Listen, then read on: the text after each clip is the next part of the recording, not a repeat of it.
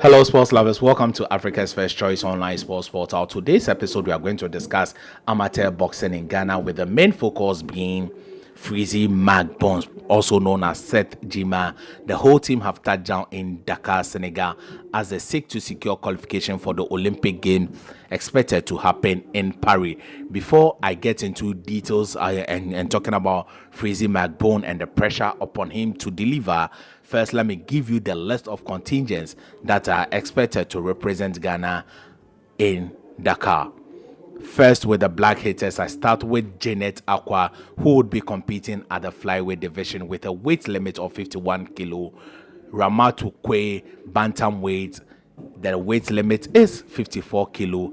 Anatu Mohammed, featherweight, 57 kilo. Sarah Appel, 60 kilos in the lightweight division. Then Onela Sandu Doctor, she is expected to compete in the middleweight division with a weight limit of 75 kilos. That is it for the black hitters. Now to the black bombers.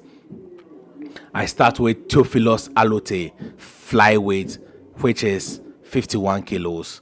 Then Abdul Wahib Omar, featherweight, 57 kilos. Joseph Komi, light welterweight, 63 kilos. Then we have Alfred Corte, who would be competing at the light middleweight division of 71 kilos.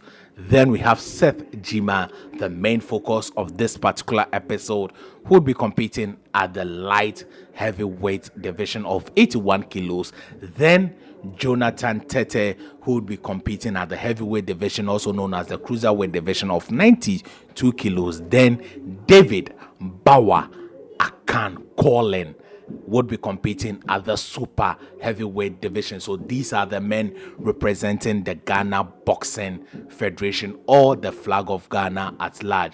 We wish them all the best.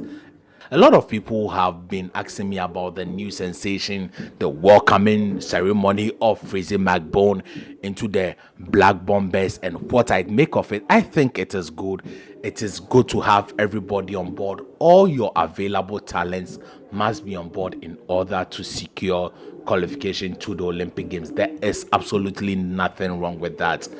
But there has been a lot of questions raised in the boxing circle about how Freezy Macbone secured his qualification, having fought 18 times at the amateur level, losing 6, and he has 2 pro fights, which he has won all.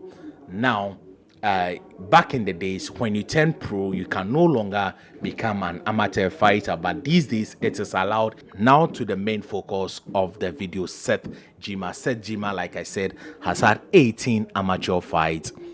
He had 6 losses. He has had 2 pro fights and he remains undefeated.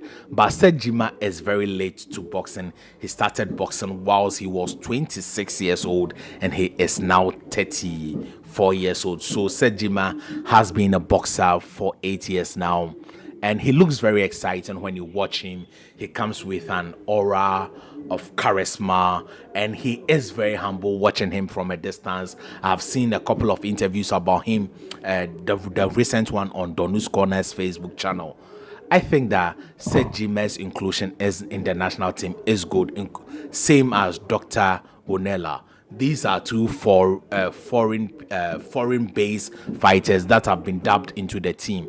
But Seth Jima, talking about discrimination, what people are complaining about, Seth Jima was given a booming welcome at the airport, whilst Dr. Onela was met at the airport by Jojo Epson. That was what happened. These guys are 2 foreign-based fighters who are coming in to compete for the same country. One received a resounding welcome and one was just met by one official. So that was when the discrimination came, and that is what people are talking about, that when you put this in the camp, when you start treating some people better than others, then you try to bring distortion into the camp. But that is by far my focus of this video. It is about the qualification of Freezy Macbone to Qatar. There has been a lot of people who have been ignored, but Freezy Macbone was brought in. What criteria was he brought in? Because speaking to some members of the executive body of the GBF, they know nothing about Freezy's inclusion. It was the sole motum decision of the GBF president in the person of Bernard Quay. He is the only person who wrote a letter to Freezy Macbone to invite him into the national team without the other executives knowing about it. I'm not here to put out their names out, but I have spoken to two executives on the GBF board who had no idea, including the coach Asari, whom I have not spoken to. I have not spoken to Coach Asari, but I have been reliably informed that Freezy Macbone's inclusion in the national team, well, there wasn't any consultation with the head coach of the national team in the person of Dr. Asari. How come Freezy was included? Because there have been a lot of boys competing for Ghana for a very long time, and those people have not been given special treatment. So why then? Because those guys in Bukom, Jamestown, Teshi, who have been competing in boxing, they have been competing since the juvenile level. They have been sacrificing in competitions for the country, and when when the opportunity came for them to have a qualification to the Olympic Games, they were dropped because the qualification in Ghana truncated at a point in time. So not all the fighters were included because some of like someone like Joseph Komi, he's already in the national team, so these guys don't need much. But the new faces, whilst they were competing, it was truncated at a point in time. Freezy Macbones did not register for that particular qualification. So why then did we pick him to go to the? You may argue he has exposure. He is an exceptional talent. Yes, but if though he is an exceptional talent, as people see it to be, he should compete. He should be in the team based on merit and not favoritism. That is my point on the whole issue. Now, I think that Freezy Macbones, his skill level, it looks exciting, like I've said earlier, but it is very, very poor. It is not up there. I have seen a sparring session with him on Code Mickey TV, which I'll put on this video, but Code has also stated that he doesn't own the right to this particular video. So anyone who owns the right to the video should DM me for proper credit. Now, if you see Freezy Macbones, he fights like Mike Tyson, trying to come in like Mike Tyson. The style in which Mike Tyson fights is called the peekaboo style. The peekaboo style was started by a coach called Costa Models, right? And that style, he has been practicing it for a very long time, and only Mike Tyson was the fighter who had embodied the whole skill and carried it from the amateur level to the professional level. So the person who brought the peekaboo style is Costa Model, his protege being Teddy Atlas, right? If you look at these guys, and no one has been able to succeed with the peekaboo styles ever since Mike Tyson. But with Freezy Macbones, he's having some sort of success because the level of opposition he is facing is not the elite. In the pro records, Freezy Macbones has had 2 fights, winning all the 2 fights. The first person Freezy Macbones fought in the pro level is called CJ Wood. CJ Wood's record stands 18 fights. He has won 3. He has lost 13 and lost 2. And drawn 2. The second pro fight, which was with Shabdalian. Shabdalian, as at the time he was fighting Freezy Macbones, record stands at 7 wins, 104 losses with 1 draw. Yes, that is the record of the second person Freezy Macbone fought in the professional level. So definitely he would look exciting. And the record of Dalian Sharp right now, Darren Sharp right now stands at 7 wins, 115 losses with 1 draw. This is clearly not a talented boxer, and he fights like he doesn't want to be in the ring. In his fight against Freezy Macbones, he could go 40 seconds without throwing a punch. These are the kinds of level of opposition Freezy Macbones is fighting. So his true talent and his level of knowing or assimilating the boxing skill will not show. He will look exciting against guys like this who have other jobs. Boxing is their part-time. They just step into the ring, like we say in Ghana, Achi Agbeshi. He is just coming for a payday. He is not coming to box. He is just coming to better your record. These are the guys Freezy Macbones is fighting. When you watch the sparring session I was alluding to, when you look at when the guy Freezy was fighting, when Freezy tried coming in and he took a foot, you could see clearly that he checked hooked Freezy, and Freezy was out of balance. And if Freezy is going into the amateur games with this kind of skill, then I'm sorry, there is no hope. And Coach Asari has a very limited time in order to polish the footworks of Freezy.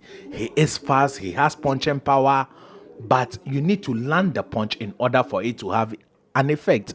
And if your opponent is very confident in his ability, he can keep talking you all day and you will not even land and punch. And that is the kind of situation Freezy Macbones is, because if he steps in, right, and the opponent stands on the ropes, he often squares his leg. When he moves into the southpaw position, in which he does, he often has his hand up, which is very good, but he leaves his body very, very exposed. In the amateur system, the scoring is way different from the professional. In the amateur system, you need to land cleanly and accurately in order to secure a point, and you need to be defensively sound. I don't think Freezy has good defense. So all these things would go against him in the scoring system, and a lot of people would see that he has just moved to the guy. But in the amateur system, the scoring is very, very technical, unlike the professional system, in which even sometimes when the punch lands on the chest,